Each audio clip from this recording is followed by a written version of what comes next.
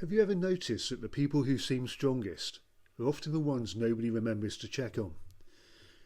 They're the dependable ones, the calm ones, the ones who keep going when everybody else is falling apart. They listen, they reassure, they solve problems, and most likely they'll say, "Don't worry about me, I'll manage, I'm fine," and sometimes they have become so convincing that even they believe it. But what happens when being strong stops being something you choose and becomes a role you no longer know how to step out of? What happens when everybody else relies on you but you no longer feel able to rely on anybody else? And what's the hidden cost of always being the person who holds everything together?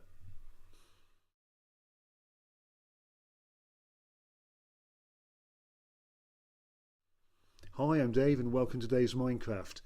And this channel is very much for you if you're a caring kind of person, often feeling overwhelmed, and you want to create a calmer mind, overcome self-doubt, build lasting self-esteem and resilience, and develop a kinder, healthier relationship with yourself.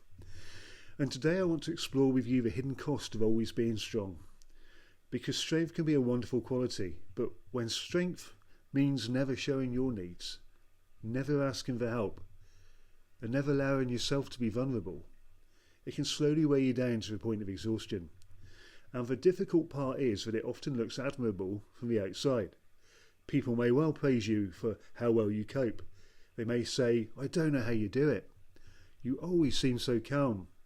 Nothing seems to faze you." And you smile politely while thinking, "That's because you weren't there when I stared into the fridge for 5 minutes and couldn't remember why I opened the door." Or it's my personal favourite of trying to put the kettle in the fridge once it's boiled. Sometimes strength doesn't look like confidence. It can appear as something quite different. Sometimes it looks like being too tired to explain what is wrong. Sometimes it looks like carrying on because you can't see another option. And sometimes it looks like being everybody else's safe place while quietly wondering where your safe place has gone. And for many caring and thoughtful people, being strong began as a way of surviving. Perhaps you grew up in an environment where your feelings were not always welcomed. Perhaps there was already so much going on that you didn't want to add to anybody else's burden. Perhaps you discovered that being helpful, capable, easygoing, or emotionally composed earned you approval. So you learned to say, "I'm okay," even when you weren't. You learned to comfort other people before checking what you needed yourself. And you learn to read the room, anticipate problems, keep the peace, and make life easier for everybody around you. And over time, strength became more than something you did. You became the reliable one, the sensible one, the person people rang during a crisis. And once people discover that you're dependable, it can sometimes feel as though your name has been added to an unofficial emergency contact list for absolutely everything. Emotional crisis? Ring you. Practical problem?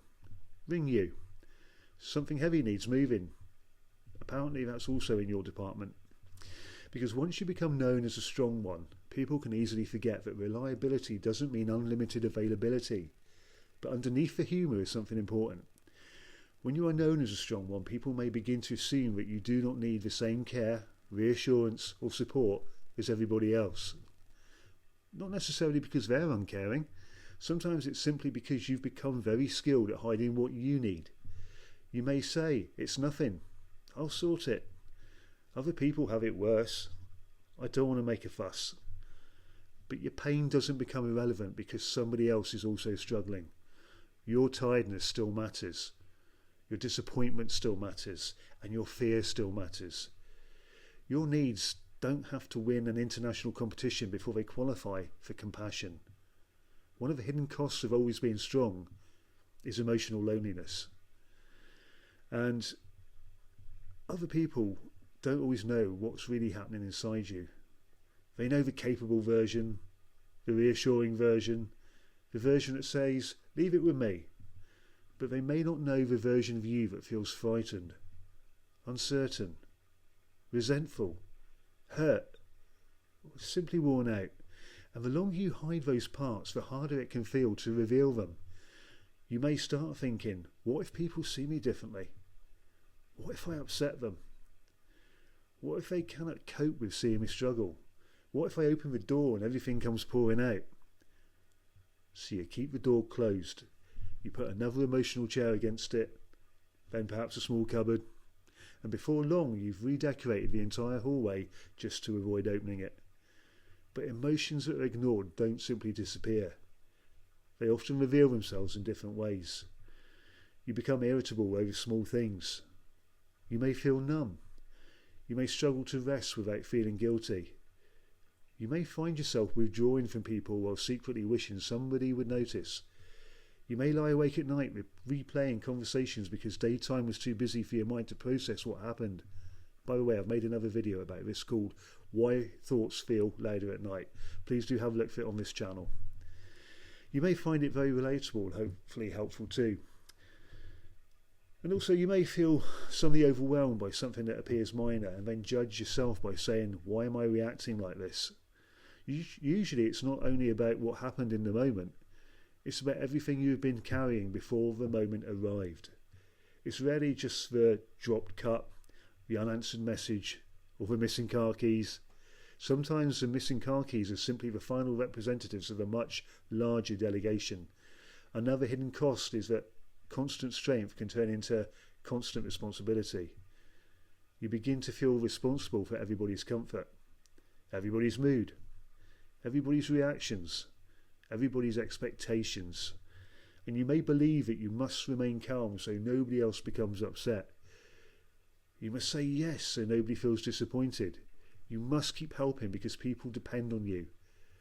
But there's an important difference between caring for people and carrying people. Caring says, I love you and I want to support you. Carrying says, your well-being is entirely my responsibility even if it costs me mine. And that's not sustainable strength. That's self-abandonment, wearing a very respectable jacket. Real strength does not mean that you never have needs yourself. It means you're honest enough to recognise them. And real resilience doesn't mean absorbing unlimited pressure without changing shape. Remember, even the strongest bridge has weight limits. And unlike a bridge, you probably don't have a helpful little sign telling people how much you can take. So part of emotional maturity is learning to recognise your limits and communicate them to other people. It may sound like, I care about this, but I can't take it on today. I can listen for 10 minutes, but I don't have the capacity for a long conversation. I need some time before I answer. I'm struggling at the moment and could use some support. Or even, no. A tiny word. 2 letters. And yet for some people it feels like trying to lift a grand piano using only your eyebrows. But saying no doesn't make you uncaring. It makes your yes more honest. Because when every request receives a yes, your own needs are usually receiving a no. You may also need to question some of the beliefs that keep you trapped in the strong person role. Beliefs such as, I mustn't let anyone down. I should be able to cope with this. Needing help means I failed. And my value comes from what I do for people. Or, if I stop, everything will fall apart. Now, some responsibilities are real. There may be people who genuinely depend on you. There may be situations you cannot simply just walk away from, but even within those realistic realities, you are still a human being rather than a 24-hour emergency service. You can't continually give from an exhausted mind and an emotionally empty body without eventually paying a price. And that price may appear as resentment. You still help, you still say yes, you still turn up, but something inside you begins whispering, what about me? And because you don't like feeling resentful, you may then feel guilty for having the feeling. So now you're exhausted, resentful, and judging yourself for being exhausted and resentful, which is a remarkably efficient way of turning one problem into a small committee. But resentment is not always a sign that you are selfish. Sometimes it's information. It may be telling you that a boundary has been crossed, that you have agreed to something you didn't want to do, that you are giving more than you can sustain, or that you have been hoping other people will notice your needs without you having to express them. And that last one is especially important. It's understandable to want people to notice. You may think, surely they can see how much I'm doing. Surely they should know I'm struggling. But people cannot always respond to what you never reveal. They may see you coping because coping is what you show them. Learning to receive support may therefore require you to practice being more visible. Not dramatically, not by sharing everything with everybody, but by allowing trusted people to see a little more truth. You could begin with, I know I usually sound fine, but I've actually been finding things quite difficult recently. Or, I don't need you to fix this, but I would appreciate somebody listening. And that sentence alone can make support feel safer. Because sometimes we hesitate to open up when we hear somebody will immediately start rearranging our entire life like an enthusiastic contestant on a home makeover program. You may not want advice. You may simply want to be heard. And being heard can be deeply restorative. So here are 4 ways to begin loosening the burden of always being strong. The first is notice when you automatically say, I'm fine. Pause before answering. Ask yourself, what am I actually feeling? You don't need a perfect answer. Perhaps you're tired, uneasy, frustrated, sad, overloaded, or a confusing mixture that can be best described as, I need a cup of tea and nobody to ask me another question. Naming what you feel helps you reconnect with your inner experience. The second, separate strength from silence. Being honest about struggling does not cancel out your resilience. You can be brave and frightened, capable and tired, grateful and overwhelmed, strong and in need of support. Human beings are allowed to contain more than one truth at a time. The third is practice receiving. When somebody offers help, notice whether you immediately say, no, I'm all right. Even when carrying 6 bags, opening the door with your elbow and slowly losing circulation in 3 fingers. Try saying, thank you. That would really help. Receiving is not taking advantage. It allows care to move in both directions. And fourth is create one small boundary before you reach breaking point. Don't wait until you're completely depleted before acknowledging your limits. A boundary doesn't need to be harsh. It can be kind, clear, and calm. For example, I'm not able to do that today. I need this evening to rest. I'm happy to help, but I can't take full responsibility for this. I'll come back to you tomorrow. Small boundaries can prevent large breakdowns, and this connects beautifully with each element of my Minecraft framework. First, map where you are. What are you carrying? What have you taken responsibility for? Where are you pretending to be more okay than you really feel? Then, inspire your vision and direction. Imagine what life could feel like if strength no longer meant carrying everything alone. What would healthier strength look like for you? Perhaps it would mean asking for help, making space for rest, setting clearer boundaries and allowing yourself to be cared for too. Then nurture your mindset. Remind yourself, my needs are not a weakness. Develop resilience by recovering, not merely enduring. Then clarify your next step. What conversation needs to happen? What request could you decline? What support could you accept? And then reach out and resource yourself. Who feels emotionally safe? Who can listen without judging, minimising or making everything about themselves? And then affirm and anchor a healthier belief. I can be caring without abandoning myself. Then focus your energy on what is genuinely yours to manage and allow yourself to transform and thrive rather than spending your life proving how much you can withstand. Because the goal is not to become less strong. It's to develop a healthier kind of strength, a strength that includes rest, a strength that allows honesty, a strength that asks for help, and a strength that says, I matter too. And there's a quiet wisdom in knowing that you don't have to carry every burden just because you're capable of lifting it. Capability is not an obligation. Kindness is not endless availability, and resilience is not the ability to suffer silently for longer than everybody else.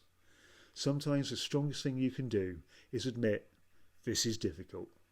I can't manage everything. I need support, or I need to stop. And you don't have to wait until you collapse before you're allowed to put something down. And perhaps that's the key takeaway from today's video. Strength is not measured by how much pain you can hide. Real strength is knowing when to keep going, when to pause, when to let go, and when to allow somebody else to stand beside you. So this week I'd like you to ask yourself, where in my life am I being strong at the expense of being honest? And what would change if I allowed myself to be supported too? You deserve relationships where you're valued, not only for what you provide, solve or carry, but simply for who you are. You deserve care that doesn't have to be earned through exhaustion. And you deserve to know that putting down the armour does not make you weak. It simply gives you space to breathe. And if you haven't already considered it, please do think about subscribing to this channel if you'd like more caring, practical support to calm your mind, overcome self-doubt, and build lasting self-esteem and resilience. And to those of you who are already subscribing, a sincere and heartfelt thank you for being here. It means a lot, and I really hope you're able to take something useful for yourself from each video I put on this channel. And please share this video with somebody who's always there for everybody else. They may need the reminder that they're allowed to be cared for too. Thank you for being here. Take good and kind care of yourself, and I'll see you in the next video.